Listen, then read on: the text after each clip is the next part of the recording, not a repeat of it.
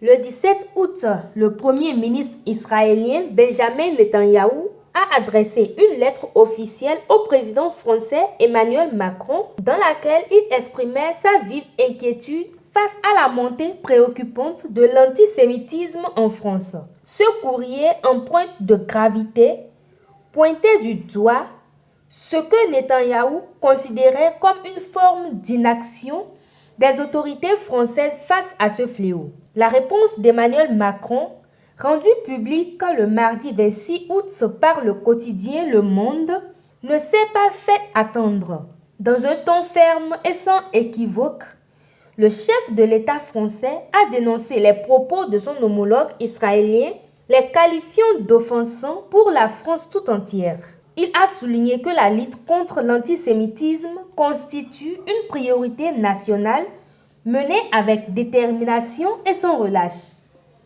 Macron écrit « Ces accusations d'inaction face à un fléau que nous combattons de toutes nos forces sont inacceptables et offensent la France tout entière. » Il insiste sur le fait que cette lutte ne saurait être instrumentalisée à des fins politiques, surtout dans un contexte international aussi sensible. Alors, il nous faut le combattre avec force.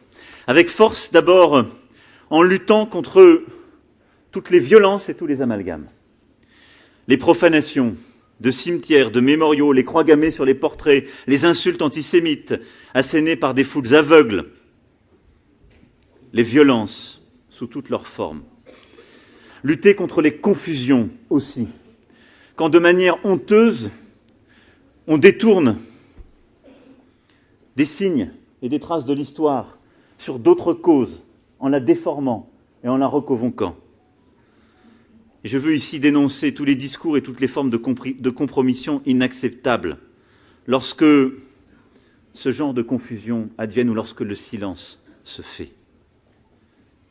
En France, ces violences ou ces profanations n'ont pas leur place. En France, l'utilisation de l'étoile jaune n'a pas à être faite dans un insupportable amalgame.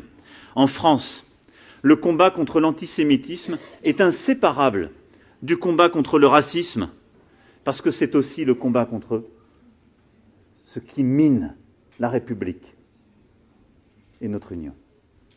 Par ailleurs, le président français a profité de cette correspondance pour adresser une critique directe à la politique israélienne à Gaza, exhortant Netanyahou à mettre fin à ce qu'il qualifie de fuite en avant meurtrière en référence aux opérations militaires en cours dans l'enclave palestinienne.